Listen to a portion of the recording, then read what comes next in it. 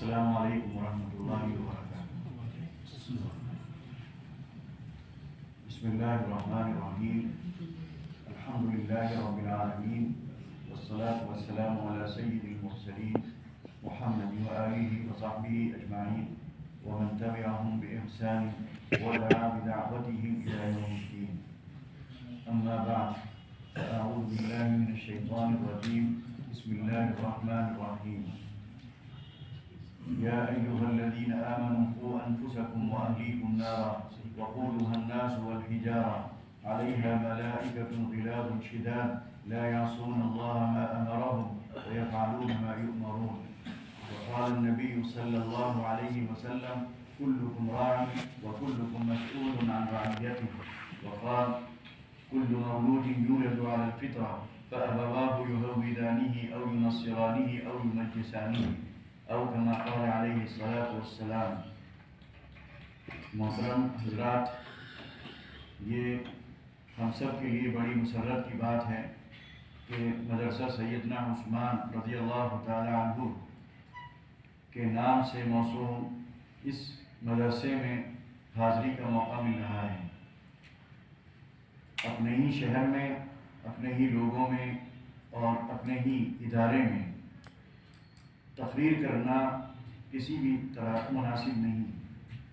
آدمی جب اپنوں میں ہوتا ہے، اپنے گھر میں ہوتا ہے، اپنے تعلق والوں کے ساتھ بیٹھتا ہے تو وہ گفتگو ہوتی ہے، تبادلہ خیال ہوتا ہے، مشورہ ہوتا ہے، مستقبل کے اندیشوں کو لے کر کچھ اظہار خیال ہوتا ہے، کچھ کرنے کا عزم ہوتا ہے اور آئندہ کے کچھ منصوبے ذہن میں وجود میں آتے ہیں، اور ان منصوبوں کو تکمیل تک پہنچانے کے لیے جو کوشش کرنی چاہیے اس کوشش کا گویا ایک اعلان ہوتا ہے اور اس کا ایک دوسرے سے اس پر باتیں ہوتی ہیں اور اس کوشش کو عملی جامہ پہنانے کی شکل دی جاتی ہے۔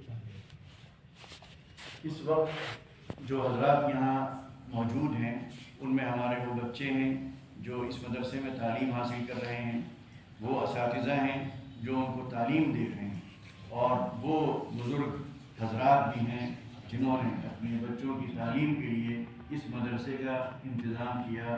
انتظام سے مراد کہ اس کو منتخب کیا۔ تینوں سے گفتگو الگ الگ بھی ہو سکتی ہے یا تینوں کو سامنے رکھ کر بھی کوئی بات کہی جا سکتی ہے، لیکن جب تین طبقے ہوں تو گفتگو کا ایک موضوع ہونا مشکل ہوتا ہے۔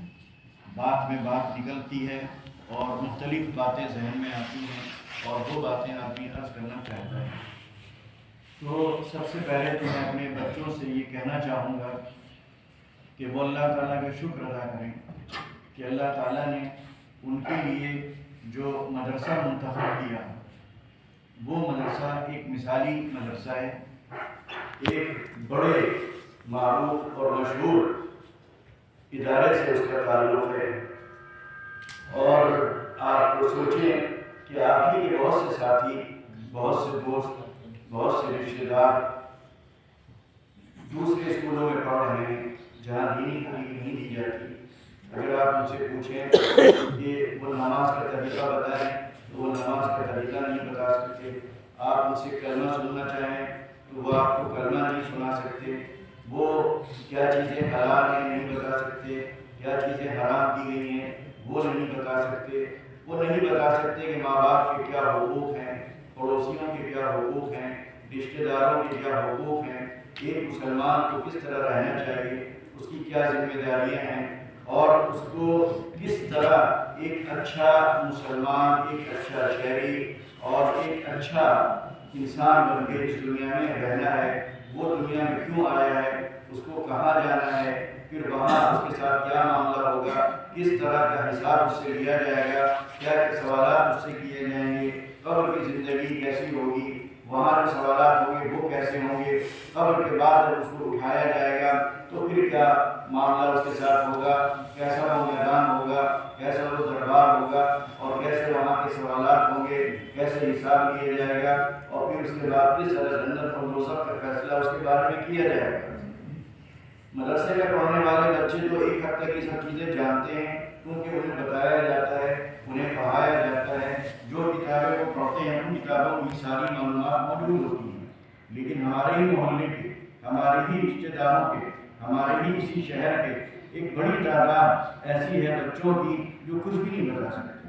آپ ان سے کہیں پہلا کلمہ خاموش، دوسرا کلمہ خاموش، آپ ان سے کہیے اللہ لکھ دیں تو ہو سکتا ہے بڑی حیث لکھیں، آپ ان سے کہیے محمد لکھیں تو ہو سکتا ہے تو چٹنی حیث لکھیں۔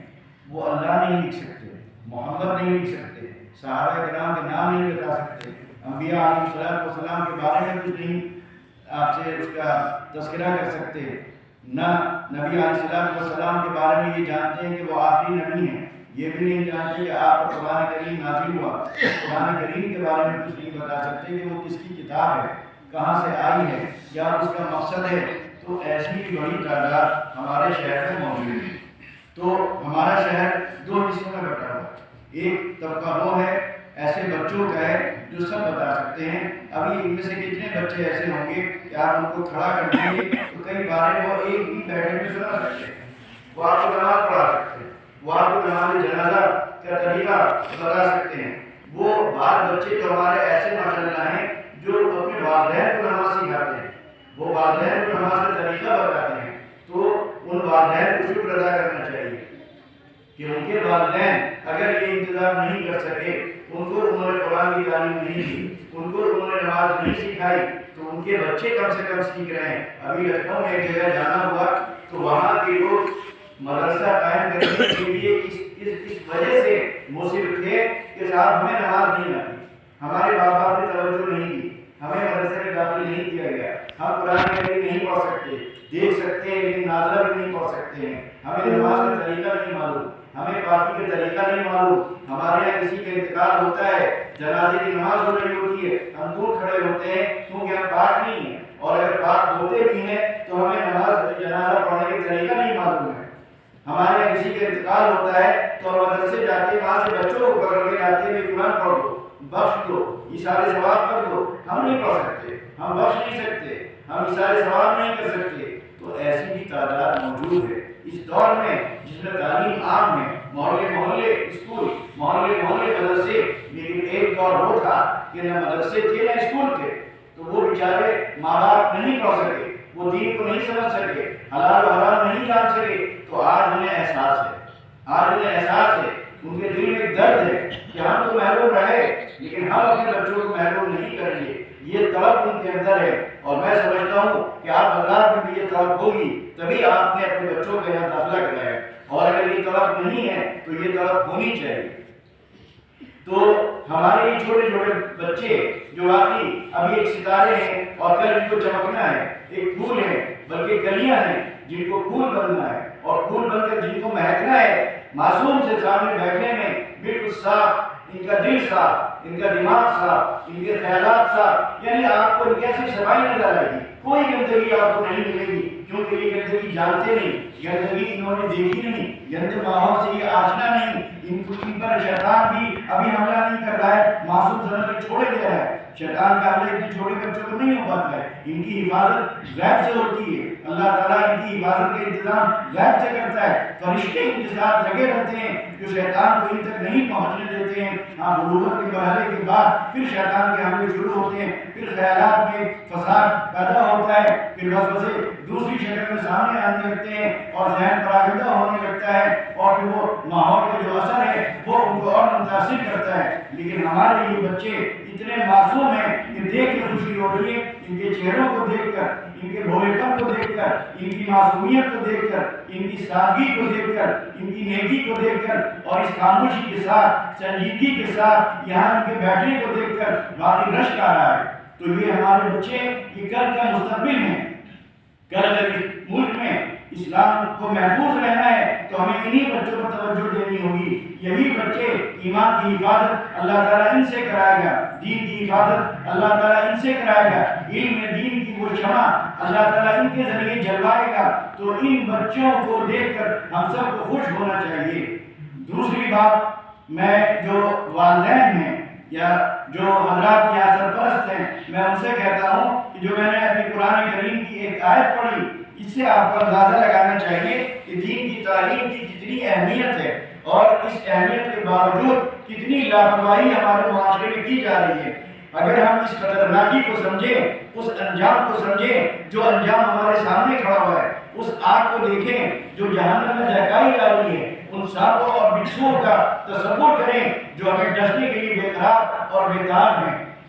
پہلی آیت جو میں نے پڑھی اس میں اللہ تعالیٰ فرماتا ہے یا ایھا الذین آمنوا، اے ایمان والو۔ اب بات دیکھیے، قوا انفسکم، کہا جا رہا ہے کہ اپنے آپ کو بچاؤ، واہلیکم، اور اپنے گھر والوں کو بچاؤ۔ ایمان لانے کے بعد ہمیں یہ خیال آتا ہے کہ جب ہم ایمان لے آئے تو اب کیا بچانا، تو بچ گئے۔ بھئی ایمان لا کر ہی تو بچتا ہے، تو ایمان لانے کے بعد کیوں کہا جا رہا ہے کہ بچاؤ؟ اس لیے کہ ایمان لانے کے بعد جو میں نے حدیث پڑھی کہ ہر بچہ جو دنیا میں آتا ہے وہ ایمان کے ساتھ آتا ہے۔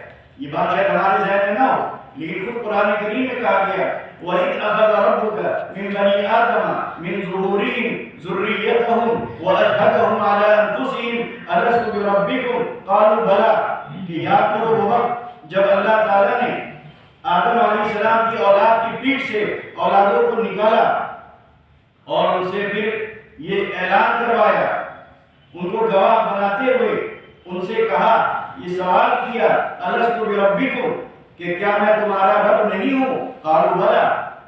تو آدم علیہ السلام سے لے کر قیامت تک آنے والے تمام انسانوں نے ایک زبان ہو کر کہا بلا، کیوں نہیں، آپ ہی ہمارے رب ہیں۔ تو یہ عہد ہم سب نے کیا ہے، یہ عہد دنیا میں آنے سے پہلے ہر انسان کر چکا ہے۔ اب اس عہد کے ساتھ وہ دنیا میں آتا ہے، ٹھیک، وہ آیا کیا؟ مومن، تو مومن تھا، لیکن کیا کہا جا رہا ہے؟ قوا انفسکم واہلیکم نارا، بچاؤ اپنے کو اور اپنے گھر والوں کو ایسی آگ سے کہ جس آگ کا ایندھن پتھر ہوں گے۔ پتھر ہم آپ سمجھ سکتے ہیں کون سے پتھر ہوں گے؟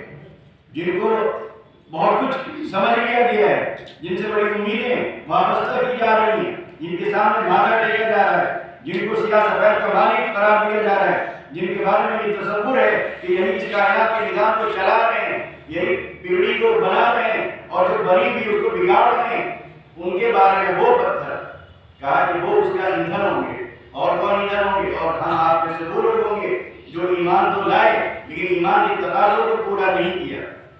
ایمان کے جو مطالبے تھے ان مطالبوں کی طرف انہوں نے دھیان نہیں دیا۔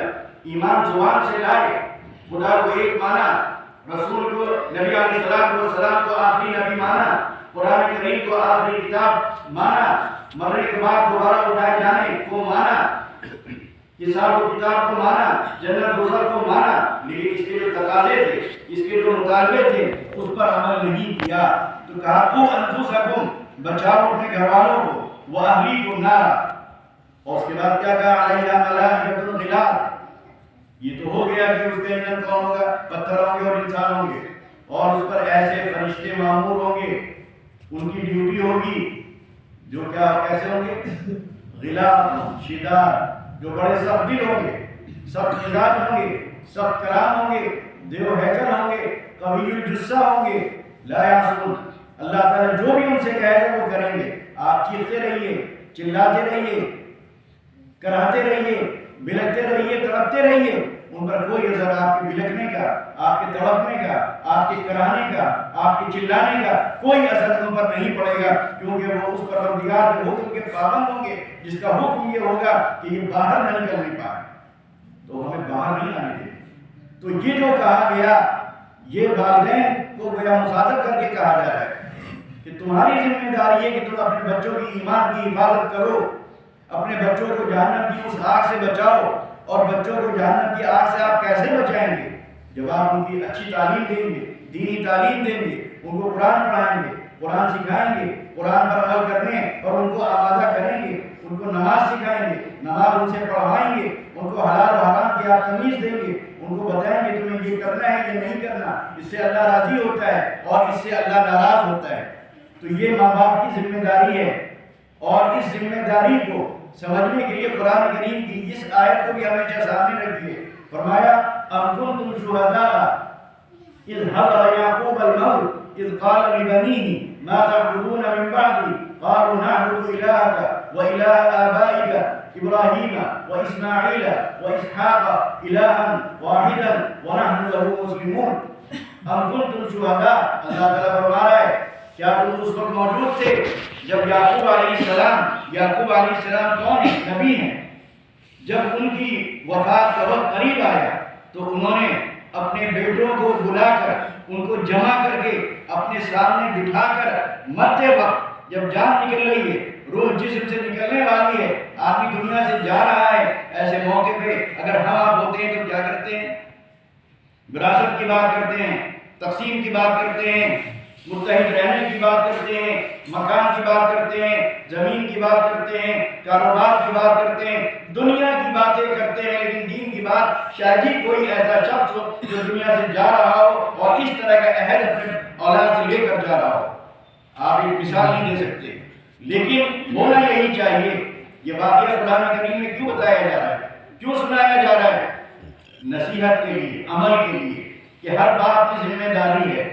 تو کیا کہا گیا کہ یہ بتاؤ کہ جب یعقوب علیہ السلام دنیا سے جا رہے تھے اور انہوں نے اپنے بچوں کو بلا کر جو عہد لیا وہ کیا تھا؟ انہوں نے کیا کہا؟ ما تعبدون من بعدی، باپ دنیا سے جا رہا ہے، بس ابھی آنکھ بند ہوئی، ابھی بند ہوئی، یہ پوزیشن ہے، بچے سامنے بیٹھے ہوئے ہیں، کوئی بات دنیا کی نہیں کی جا رہی، سمجھا؟ نہ بیویوں کو لے کر بات ہو رہی ہے، نہ ماں کی سلسلے میں کوئی بات ہو رہی ہے، نہ مکان کو لے کر کوئی بات ہو رہی ہے، نہ بھائیوں کے آپسی اختلافات کو لے کر کوئی بات ہو رہی ہے، کچھ نہیں، سیدھا ایک بات، ما تعبدون من بعدی، کہ یہ بتاؤ کہ میرے دنیا سے جانے کے بعد تم کس کی عبادت کرو گے، کس کی پرستش کرو گے، کس کو خدا مانو گے، کس کے آگے جھکو گے، کس کی تابع داری کرو گے، کس کے حکموں پر چلو گے۔ یہ ایک نبی سوال کر رہا ہے، اپنی اولاد سے کر رہا ہے، اس میں بھی نبی ہے، اس میں بھی نبی ہے، نبی سے عہد لے رہا ہے، پوچھ رہا ہے۔ ان کی تربیت ہماری آپ کی جیسی تربیت نہیں ہوگی، ان کے یہاں تو ایک نبی جیسی تربیت کرتا ہے وہی تربیت ہوگی، نبی جو تعلیم دیتا ہے وہی تعلیم دی گئی ہوگی، نبی جو ماحول بناتا ہے وہی ماحول کو بنایا ہوگا، نبی جس طرح فکر کرتا ہے ویسے ہی تو انہوں نے فکر کی ہوگی۔ اس کے بعد بھی اطمینان نہیں، اس کے بعد بھی ایک ڈر کہ کہیں کچھ پلٹ نہ جائے معاملہ۔ سارے بیٹوں نے کیا کہا؟ نعبد الہک، اے ابو جان یہ بھی پوچھنے کی بات ہے۔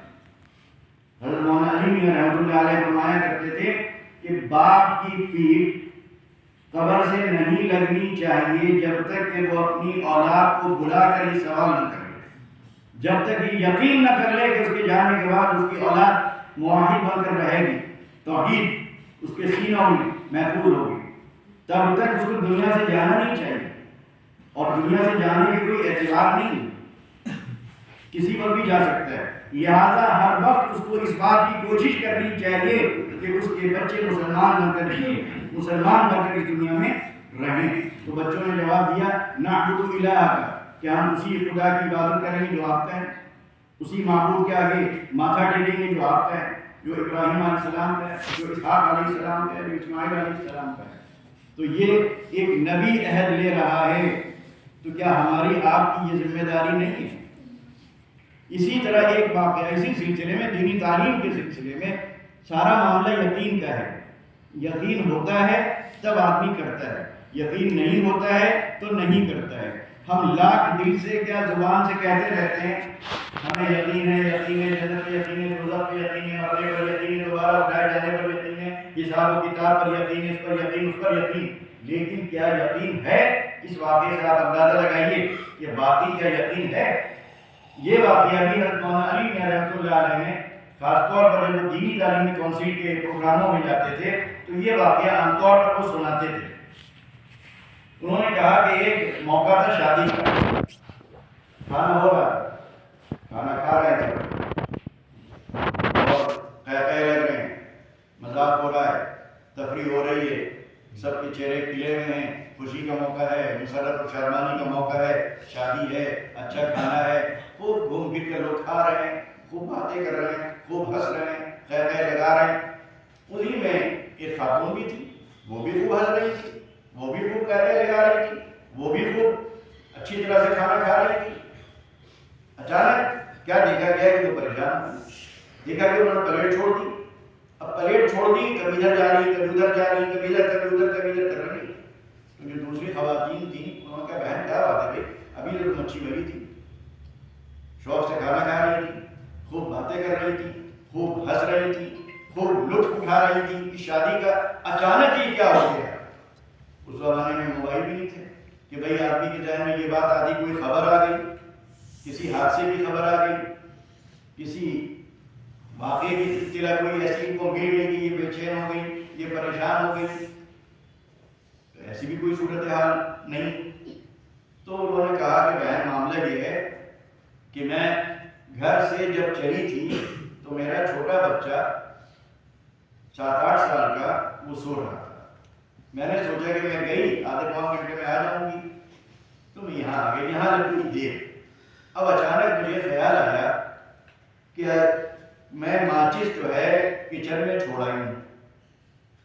اب اگر میرے بچے کی آنکھ کھل گئی، اگر وہ کچن چلا گیا، دیکھیے اگر پر سب چل رہا ہے، اگر وہ بچے کی آنکھ کھل گئی، اگر وہ بچہ کچن چلا گیا، اگر اس بچے کی نظر ماچس پر پڑ گئی، اگر اس بچے نے ماچس اٹھا لی کھلونا سمجھ کر، اور اگر اس نے ماچس کی ڈبیا کھول لی، اور اگر اس نے اندر سے ماچس کی تیلی نکال لی، اور اگر اس نے ماچس کی تیلی نکال کر ماچس میں اس کو رگڑ دیا، تو ہو سکتا ہے کہ اس کے کپڑوں میں آنے لگے.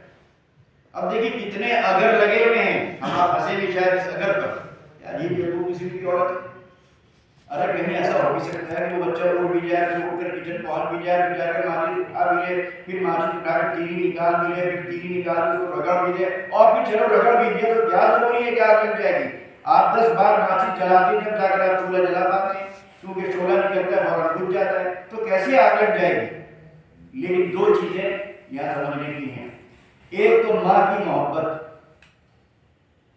دوسرے اس تیلی کے جلانے پر یقین، آگ کے جلانے پر یقین کہ آگ لگے گی، آگ جلے گی تو جلائے گی.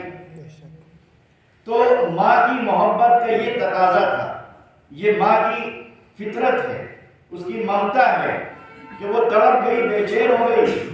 مطلب ایک وہ کہنا چاہیے ایک وہم پر کہ ایسا ہو ایسا ہو ایسا ہو تو ایسا ہو جائے گا. لیکن وہی ماں اپنے بچے کے جہنم میں جلنے کو لے کر اتنی فکر مند نظر نہیں آتی. تو یا تو وہ ماں کی محبت ادھوری ہے، ناقص ہے، محبت ہی نہیں، یا اس کو جہنم کی آگ پر یقین ہے. 2 باتوں میں سے ایک بات طے ہے. جو ماں ایک ماچس تیلی سے اتنا ڈر رہی ہے، اتنی خوف زدہ ہے، اتنی بے چین ہے، اتنی پریشان ہے، اتنی فکر مند ہے کہ سب کچھ چھوڑ کر وہ بھاگنا چاہتی ہے، کسی طرح نکلنا چاہتی ہے. وہی ماں بچے کو دین کو لے، بچے کے دین کو لے کر، اس کی دینی تعلیم کو لے کر، اس کے قرآن کریم کو پڑھنے کو لے کر، مسئلے مسائل کے جاننے کو لے کر، اور اس کی آخرت کو لے کر، اور حساب و کتاب کو لے کر، قبر کی اور برزخ کی اس زندگی کو لے کر ذرا بھی فکر مند نظر نہیں آتی. اس کا بچہ کہاں جا رہا ہے، کیا پڑھ رہا ہے، قرآن پڑھا کہ نہیں پڑھا، نماز اسے آتی ہے کہ نہیں آتی، نماز وہ پڑھنے جاتا ہے کہ نہیں جاتا. اسے کبھی بھی یہ سوال وہ اپنے بچے سے نہیں کرتی کہ تم نے نماز پڑھی کہ نہیں پڑھی، تم رات میں سوئے تو قرآن شریف پڑھا کہ نہیں پڑھا، تم نازلہ پڑھ پاتے ہو کہ نہیں پڑھ پاتے ہو، نماز میں جو تحیات پڑھی جاتی ہے وہ تحیات تمہیں آتی ہے کہ نہیں آتی ہے، ثنا تمہیں آتا ہے کہ نہیں آتا ہے، اگر آتا ہے تو مجھے سناؤ. کون سی ماں ہے، آپ پورے محلوں میں جا لے لیجیے، شاید ہی کوئی ماں ایسی ملے جو رات میں اپنے بچے سے یہ سوال کرے اور اس کو جہنم کی آگ بے چین کر دے، بستر سے اس کو اٹھا کر بٹھا دے اور وہ تڑپ جائے اور بچے کو جگا کر یہ پوچھے کہ بتاؤ تمہیں نماز آتی ہے کہ نہیں آتی، تم نے عشاء کی نماز پڑھی کہ نہیں پڑھی، تمہیں کلمہ آتا ہے کہ نہیں آتا. وہی ماں ہے، شاید ہی کوئی ماں. تو آپ یہ کہہ سکتے ہیں کہ اس ماں کو یا تو بچے سے محبت نہیں، وہ دنیا کی آگ سے جو عارضی ہے، جو وقتی ہے، اور یہ بھی اس کا علاج بھی ممکن ہے. داغ دھبے جو جلنے کے بعد لگتے ہیں وہ بھی دور ہو جاتے ہیں، تو ایسے کیوں آ گئے. لیکن وہ آگ جو جہنم کی ہے، جو پکی اور یقینی ہے، جس کے بارے میں یہاں تک آتا ہے کہ ایسے ایسے سانپ ہوں گے کہ ایک بار کو پھنکار مار دیں تو زمین پر سبزہ نہ ہوگے، کیسے کیسے خطرناک بچھو ہوں گے، پھر وہ آگ، پھر پیٹ کا نکلنا، مواد کا نکلنا، خون کا بہنا، پھر اسی کو پلایا جانا، پھر زندہ ہونا، پھر ریزہ ریزہ ہو جانا، اور اس کے بعد پھر انسانی شکل میں آنا، پھر برس کا پڑھنا۔ تھوڑی دیر کے لیے آپ تصور کریے جہنم کا۔ تو اگر ماں باقی ماں ہے، اس کے اندر محبت ہے اور اس کو جہنم کی آگ کے جلانے پر یقین بھی ہے، تو ماں کو سونا نہیں چاہیے، ماں کی نیند اڑ جانی چاہیے، ماں کو 24 گھنٹے بے قرار رہنا چاہیے اپنے بچے کے اس مستقبل کو لے کر، بچے کی اخروی زندگی کو لے کر۔ لیکن بہت کم ماں ہیں جو اس طرح سوچتی ہیں یا اس پر غور کرتی ہیں۔ تو اس کی وجہ یہی ہے کہ زبان سے تو ہم کہتے ہیں کہ ہم مومن ہیں، جنت برحق، دوزخ برحق، دوزخ کی آگ برحق، جنت کی نہریں، جنت کی نعمتیں برحق، لیکن یہ برحق صرف زبان تک ہے۔ اگر یقین ہوتا تو کوئی ماں سکون سے سو نہیں سکتی تھی، کسی ماں کا کسی خوشی میں دل نہیں لگ سکتا تھا، ہر وقت اس کو ایک فکر ہوتی کہ کسی طرح میرا بچہ ایک پکا اور سچا مسلمان بن جائے۔ تو یہ ہمارے والدین کی ذمہ داری ہے۔ بچوں جو بیچارے بھی ناسمجھ ہیں، ان سے کیا کہا جائے؟ ان سے اتنا ہی کہا جا سکتا ہے کہ تم جس لیے یہاں آئے ہو بس صرف تمہیں پڑھنا ہے، بچوں کو پڑھنا ہے، بلکہ ان سے کچھ کہنا بھی بیکار ہے، بہت معصوم ہے یہ۔ ان کے اساتذہ کی ذمہ داری ہے کہ میں نے ابھی حدیث ایک پڑھی، کلکم راعٍ، ہاں جو بھی ایک اور حدیث میں نے پڑھی تھی، کل مولود یولد علی الفطرہ والی وابواه یہودانہ، یعنی اس کے ماں باپ کیا کرتے ہیں؟ بچہ تو ایمان کے ساتھ پیدا ہوا، آپ نے کیا کیا؟ بچہ اچھی ملازمت پا لے، اعلیٰ ڈگری مل جائے، اچھا کاروبار کر لے، اچھی اس کی تنخواہ ہو، خوشحال زندگی کو گزارے، یہ سوچ کر آپ نے ایسے اسکولوں میں داخل کرا دیا کہ جہاں سے ایمان کھرچ کھرچ نکالا جا رہا ہے، جہاں کیا ہو رہا ہے، جہاں کا نظام ایسا، جہاں کا نصاب ایسا، جہاں کے اساتذہ ایسے، اور جن کا مشن ہے، جن کا مقصد ہے کہ جو بچے یہاں آئے ہمیں اس کے اندر سے ایمان کو کھرچ کھرچ کے نکال کے پھینک دینا ہے، ہمیں اس کو مشرک بنانا ہے، ہمیں اس کو وہ اس کلچر سے آشنا کرنا ہے جو اسلام کے خلاف ہے۔ لہذا اس کا رہن سہن، اس کا طور طریق، اس کا طریقہ گفتگو، اس کے آداب، اس کا کردار سب غیر اسلامی ہے۔ وہ سلام کی جگہ کچھ اور کرتا ہے، نماز کی جگہ کچھ اور اشارے کرنے لگتا ہے، وہ گھر جاتا ہے تو دوسری قسم کی باتیں کرتا ہے۔ اگر آپ اس سے آدھے گھنٹے بھی گفتگو کر لیں تو کہیں سے نہیں لگتا کہ یہ مسلمان بھی ہے۔ اس کی زبان پر دوسرے نام، اس کی زبان پر دوسرے عقائد، اس کی زبان پر دوسرے خیالات، اس کی زبان پر دوسرے نظریات، اس کی زبان پر دوسری مشرکانہ باتیں، مشرکانہ عقائد، مشرکانہ خیالات، یہ سب اس کے دماغ میں ہے۔ تو اللہ تعالیٰ نے تو آپ کو جو اولاد دی تھی وہ دی تھی مومن، لیکن آپ نے کیا کیا؟ دنیا کی لالچ میں، پیسے کی لالچ میں، عہدے کی لالچ میں آپ نے اپنے اس بچے کو کہ ایمان کو خطرے میں ڈال دیا ایسے اسکولوں میں بھیج کر۔ آپ بھیجیے، ٹھیک ہے، وہاں اگر آپ سمجھ رہے ہیں کہ تعلیم بہت اچھی ہے، آپ کا لڑکا بہت اچھی تعلیم حاصل کر سکتا ہے، وہ اعلیٰ سے اعلیٰ دنیاوی مقام حاصل کر سکتا ہے، لیکن اگر آپ بھیج رہے ہیں، کوئی مجبوری ہے، اگر آپ کے شہر میں کوئی ایسا اسکول نہیں ہے جہاں پر اسلامی انداز ہو، جہاں پر پڑھانے والے مسلمان ہوں، جہاں کا نصاب ایسا بنایا گیا ہو، دین کے ساتھ دنیا بھی ملتی ہو، دنیا کے ساتھ دین بھی ملتا ہو، اگر آپ کے اسکول مدرسوں یعنی آپ کے شہروں میں ایسے اسکول نہیں ہیں، وہاں پر دوسرے ہی اسکول ہیں، تو ٹھیک ہے آپ مجبور ہیں بھیجیے، لیکن کم سے کم اپنے گھر میں انتظام کیجیے۔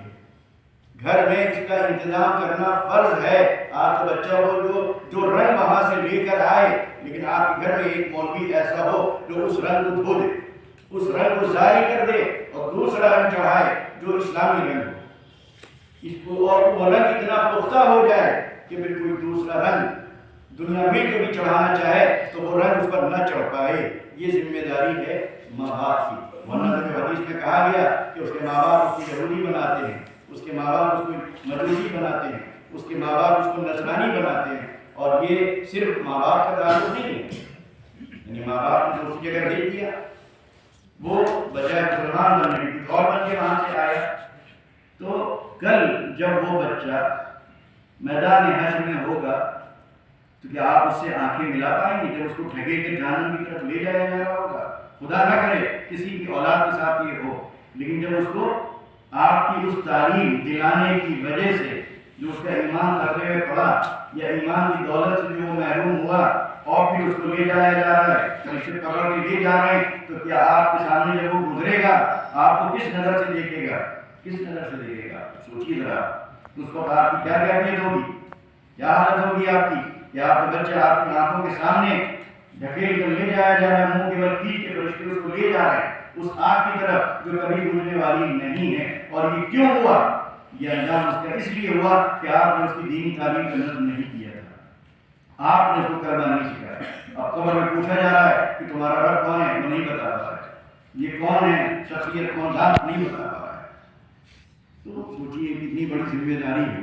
حدیث شریف میں جو آتا ہے کلکم راع وکلکم مسئول عن رعیتہ، تم میں سے ہر شخص ذمہ دار ہے، اور جس کا وہ ذمہ دار ہے جو اس کے تابع ہے، جو اس کے ماتحت ہے، جو اس کے حکموں پر چلتا ہے، جو اس کی اطاعت میں رہتا ہے، اس کے بارے میں اس سے پوچھا جائے گا کہ کیا تم نے اپنا حق ادا کیا، تم نے اپنی ذمہ داری نبھائی، اپنی اولاد کے ساتھ تم نے کیا کیا، اپنے ماتحتوں کے ساتھ تم نے کیا کیا، اپنے نوکروں کے ساتھ تم نے کیا کیا۔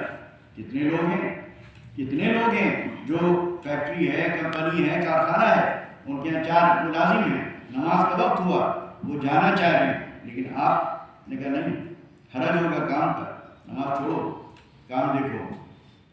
آپ ذمہ دار تھے، آپ کی وجہ سے وہ نماز سے محروم ہوا۔ تو یہ بات چھوٹی چھوٹی چیزیں ہیں لیکن بڑے خطرے کا سبب بنتی ہیں۔ ایسے ہی ہمارے اساتذہ کرام کو بھی یہ حدیث ذہن میں رکھنی چاہیے، فَأَبَوَاهُ والی بھی اور كُلُّكُمْ رَاعٍ بھی۔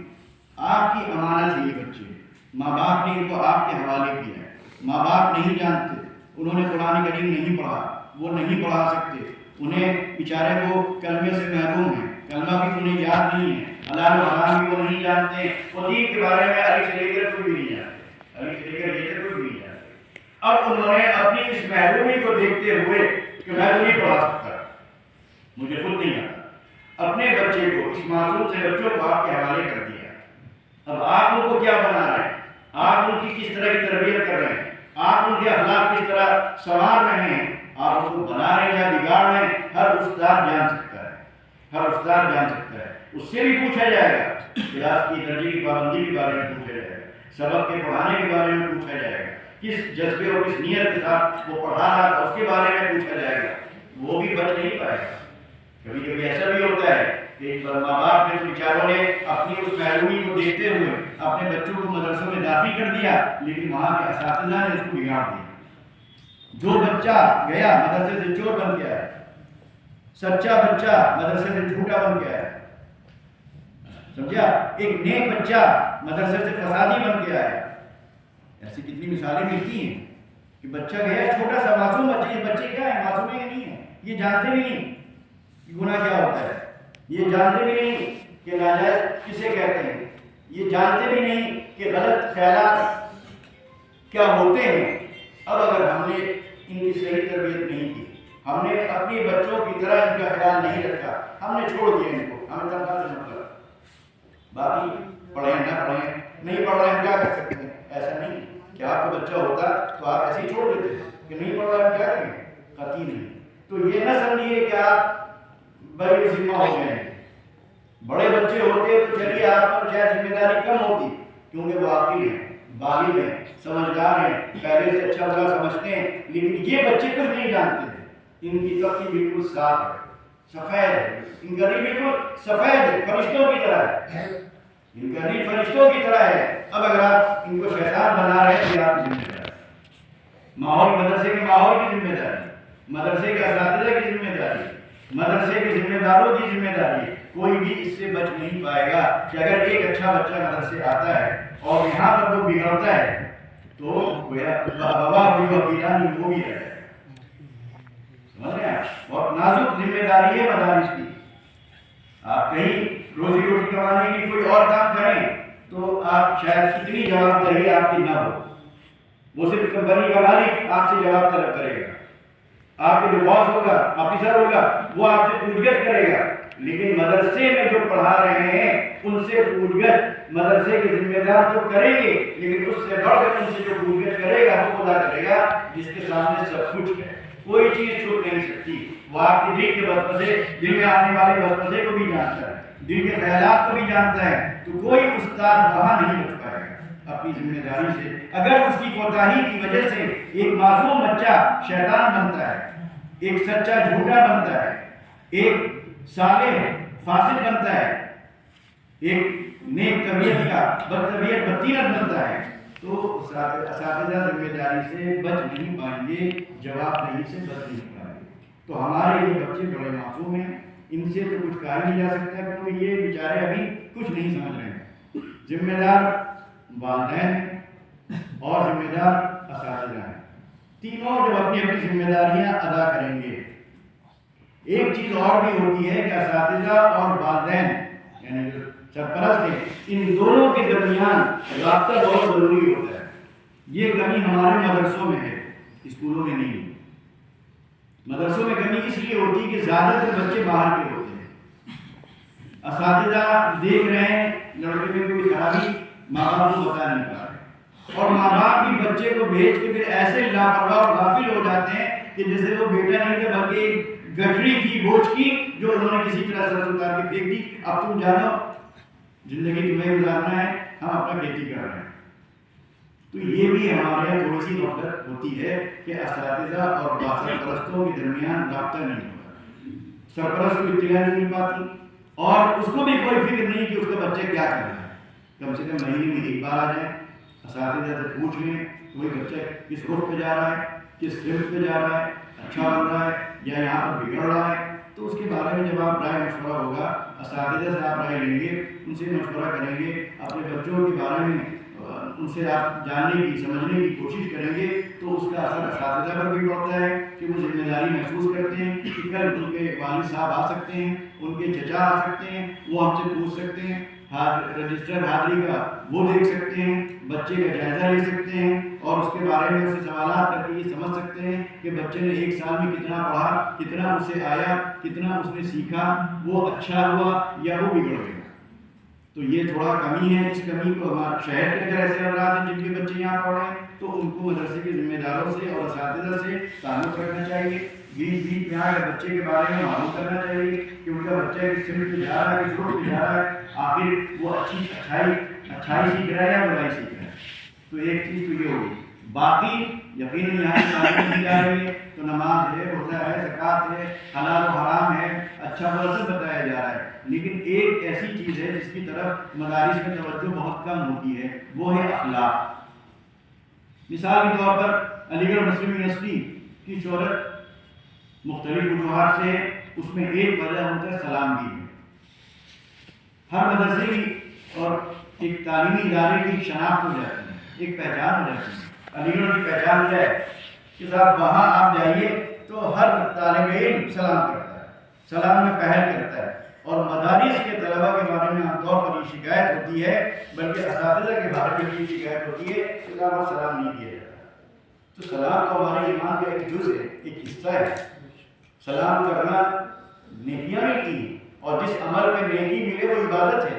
سلام تو عبادت ہے اور جواب دینا تو واجب ہے. تو یہ بھی بچوں کو سلام سکھانا چاہیے. نبی علیہ السلام قرآن کریم میں نبی علیہ السلام کی جو صفت بیان کی گئی، یوں تو آپ کی لاکھوں کیا کروڑوں صفات قرآن کریم میں بیان کی جا سکتی تھی، لیکن اللہ تعالیٰ نے جو آپ کی سب سے بنیادی صفت جو بیان کی گئی کہ انک لعلی خلق عظیم، کہ آپ اخلاق یعنی بلند اخلاق پر فائز تھے. اور خود نبی علیہ السلام نے کیا فرمایا اپنے بارے میں؟ بعثت لأتمم مکارم الاخلاق، میں تو مکارم اخلاق کی تکمیل کے لیے بھیجا گیا. آپ کی بعثت کا مقصد کیا بتایا جا رہا ہے؟ مقصد کیا بتایا جا رہا ہے؟ بھائی آپ یوں تو آپ داعی بنا کر بھیجے گئے، بشیر بنا کر بھیجے گئے. قرآن کریم میں ہے یا ایھا النبی انا ارسلناک شاہدا ومبشرا ونذیرا وداعیا الی اللہ باذنہ. اور خدا نے کہا معلما. لیکن آپ دیکھیے ایک طرف دعوت، انذار، تبشیر، تعلیم، اس کے ساتھ آپ کے جو تیسرا منصب ہے وہ کیا؟ بعثت لأتمم مکارم الاخلاق. اخلاق کی اہمیت کا اندازہ آپ اس سے لگائیے کتنی اہم. اکمل المؤمنین ایمانا احسنهم خلقا. کیا کہیے؟ اگر اچھے اخلاق نہ ہو تو ایمان مکمل نہیں. ما من شیء اثقل فی المیزان من حسن الخلق. جب اعمال تولے جائیں گے تو حسن اخلاق سے زیادہ وزنی کوئی عمل نہ ہوگا. کتنی اہمیت ہے اخلاق کی. ایک اخلاق آپ کے بڑے کو جھکا دے گا.